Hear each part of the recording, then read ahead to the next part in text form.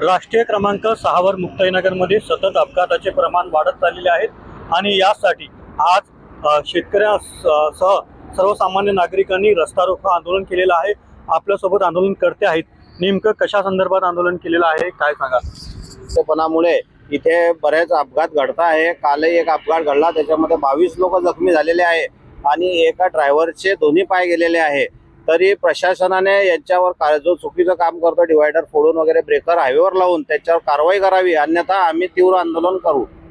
एकंदरीत कितवी घटना आहे हे आता ह्या 4 दिवसामध्ये हे 6वी घटना आहे का इथे मोठे मोठे अपघात घडले आहे।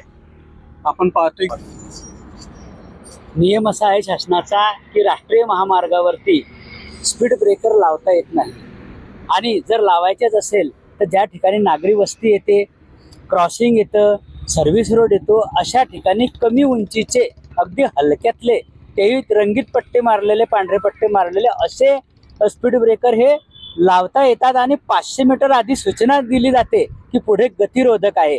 पण असं नसताना राष्ट्रीय महामार्ग क्रमांक 53 वर अचानक हे स्पीड ब्रेकर का लावण्यात आलं याचं कारण कोणाला कळलं नाही आणि काल दुर्घटना घडली, लक्झरी बस उलटली, 22 ते 29 लोक त्यामध्ये जखमी झाले।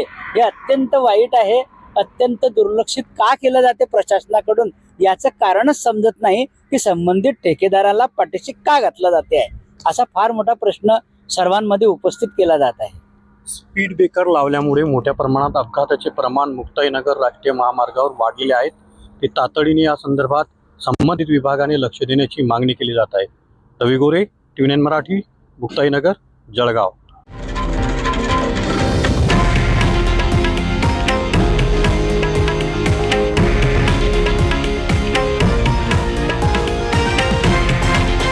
हे आहे देशातील नंबर 1 न्यूज नेटवर्क आणि आपण पाहत आहात TV9 मराठी, एकमेव।